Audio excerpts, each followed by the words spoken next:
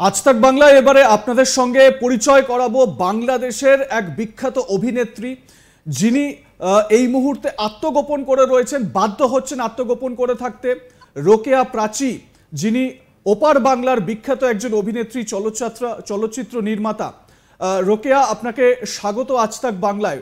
Kolkata studio থেকে বসে আজ তাক বাংলায় আমাদের যারা দর্শকরা রয়েছেন তাদের জন্য আমি এইটা জানতে চাইছি যে বাংলাদেশের এই মুহূর্তে অবস্থাটা কি। কারণ বাংলাদেশে আমরা অনেক ভিডিও ভাইরাল হতে দেখছি, অনেক অত্যাচারের ভিডিও আমরা ভাইরাল হতে দেখছি রোকেয়া, কিন্তু অ্যাকচুয়ালি সেখানে হচ্ছেটা কি? আপনার জবানবন্দি কলকাতার দর্শকরা, এপার বাংলার দর্শকরা, আপামর দর্শক জনতা এবং ইন্টারন্যাশনাল মানে সারা বিশ্বে বাংলাদেশের যারা নাগরিকরা রয়েছেন, বাঙালি যারা দর্শকরা রয়েছেন বা নাগরিকরা রয়েছেন, তারা আপনার কথা শুনছেন।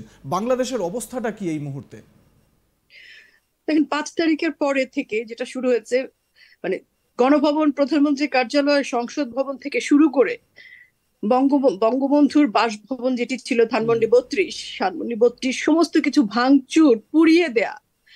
বাংলাদেশে যত বঙ্গবন্ধুর ভাস্কর্য ছিল, যত বাংলাদেশের মুক্তিযুদ্ধের ঐতিহ্যের ভাস্কর্য ছিল, মেহেরপুরে মুজিবনগর সরকারের ভাস্কর্য, জয়নাল আবেদিনের ভাস্কর্য, রবীন্দ্রনাথের ভাস্কর্য, সমস্ত কিছু ভেঙে চুরমার করে দেওয়া হয়েছে। এবং কত নৃশংস, শহীদ মিনারে বঙ্গবন্ধুর যে ভাস্কর্য আছে সেটিকে ফাঁসিতে ঝুলানো হয়েছে।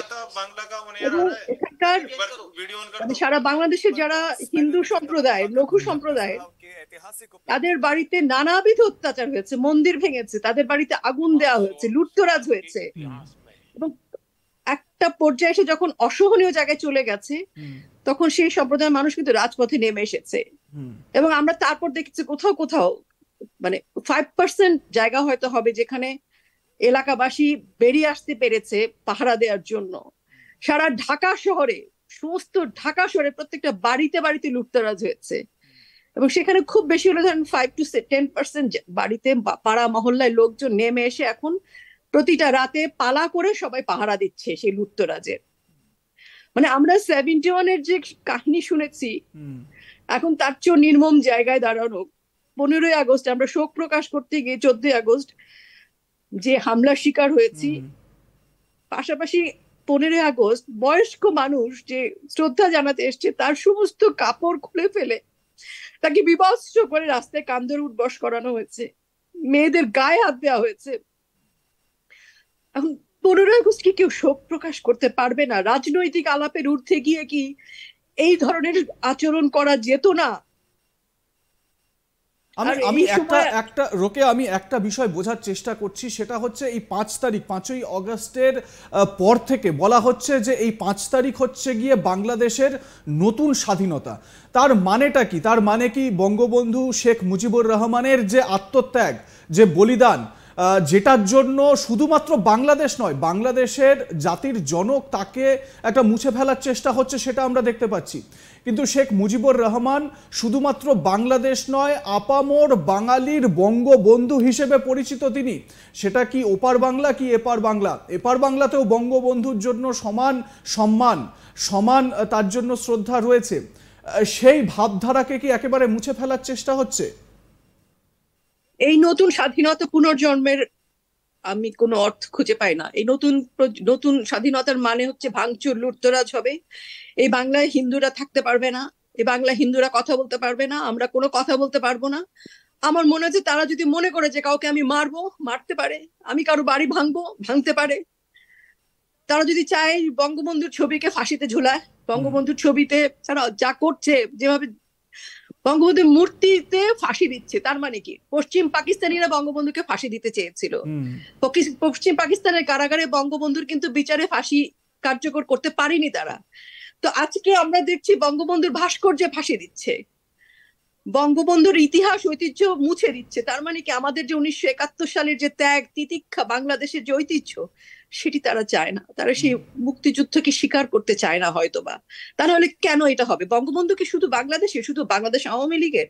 উনি তো বিশ্বের। এবং এই যে ধানমন্ডি 32, সেটা তো বাংলাদেশের প্রপার্টি। আমাদের মাননীয় প্রধানমন্ত্রী বঙ্গবন্ধু কন্যা শেখ হাসিনা সমস্ত কিছু উনি কিন্তু কল্যাণ ট্রাস্টে দিয়ে গেছেন। তাহলে এই কল্যাণ ট্রাস্টে দিয়ে যাওয়া মানে এটা হচ্ছে আমাদের বাংলাদেশের, আমাদের সবার।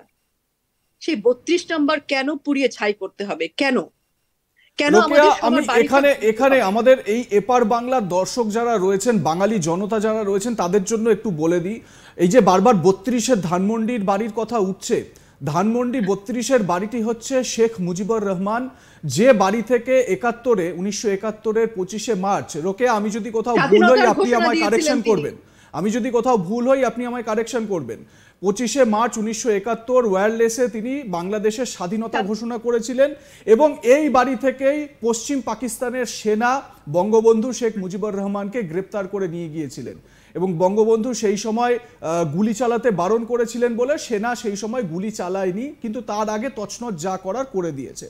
তো এই হচ্ছে গিয়ে 32-এর ধানমন্ডির কাহিনী। আমি একটা বিষয় জানতে চাই, 15ই আগস্ট যে দিনটি শেখ মুজিবের যে অ্যাসাসিনেশন হয়েছিল, যে মর্মান্তিক একটা ঘটনা পুরো বাংলাকে, বাঙালি জাতিকে নাড়িয়ে দিয়েছিল, শেখ হাসিনা তিনি এই দিনটি পালন করার জন্য আহ্বান জানিয়েছিলেন, কিন্তু তারপরেও আপনারা সেই দিনটি কি পালন করতে পেরেছেন এবার? না, পারিনি, কারণ 14 তারিখে তো আমরা মোম জ্বালানোর পরে তো আমাকে মারধর করতে আসলো, আমরা চলে আসতে বাধ্য হলাম, মানে প্রত্যেকে মারধর খেয়েছি, আমাকে মেরেই ফেলতে চেয়েছিল। কিন্তু 15ই আগস্ট সারা বাংলাদেশের সাধারণ মানুষ থেকে শুরু করে আপামর জনসাধারণ 32-এ ঢুকতে পারেনি, ব্যারিকেড দেওয়া ছিল এবং সেখানে কোটার স্টুডেন্টরা ছিল এবং মানে বিএনপির লোকজন রাস্তায় ছিল, পুলিশ ছিল, সেনাবাহিনী ছিল, কিন্তু কি এক অদ্ভুত কারণে সবাই নীরব দর্শকের ভূমিকা পালন করেছে। যারা শ্রদ্ধা জানাতে এসেছে তাদের ফোন চেক করা হয়েছে, ব্যাগ চেক করা হয়েছে, তাদের কাপড় খুলে ফেলা হয়েছে, কান ধরে উঠবস করানো হয়েছে, মারা হয়েছে, কাউকে কাউকে পিটিয়ে রক্তাক্ত করে মাটিতে ফেলে রেখেছে, কাউকে কাউকে মানে কাউকে কাউকে আমরা খুঁজেও পাচ্ছি না এখনো, এরকমও হয়েছে। আমি এখানে একটু আপনার কাছে জানতে চাইবো, আপনি একটা কথা বললেন যে সবাইকে কাপড় খুলে, জামা কাপড় খুলে চেক করা হচ্ছে, এটা কি নারী পুরুষ নির্বিশেষে সবাইকেই এক ট্রিটমেন্ট? পুরুষদের কাপড় খুলেছে, নারীদের ক্ষেত্রে যেটা হয়েছে ফিজিক্যালি অ্যাবিউজ করেছে। যেরকম ভাবে মূর্তি ভাঙা হচ্ছে, রবীন্দ্রনাথের মূর্তি ভাঙা হচ্ছে, শেখ মুজিবের মূর্তি ভাঙা হচ্ছে, সব থেকে বড় বিষয়, কোথাও কি বাংলাদেশের যে একটা যে সাম্প্রদায়িক সম্প্রীতির একটা বাতাবরণ ছিল সেই জায়গাটা নষ্ট করা হচ্ছে? কোথাও কি বাংলাদেশে একটা কট্টর ইসলামাইজেশনের দিকে এগোনোর একটা চেষ্টা হচ্ছে? আপনার কি অভিব্যক্তি? কখনো আমাদের বাংলাদেশে মানে শেখ হাসিনা আপা থাকা পর্যন্ত কখনো আমাদের এই হিন্দু সম্প্রদায় বা বৌদ্ধ সম্প্রদায় বা খ্রিস্টান সম্প্রদায় কাউকে এই পর্যায়ে আসতে হয়নি, কিন্তু 5 তারিখের পরে আজকে আমরা সকলে আজকে আসলে অসহায় অবস্থায় পড়ে আছে। আমরা আমাদের বাক স্বাধীনতা কোথায়?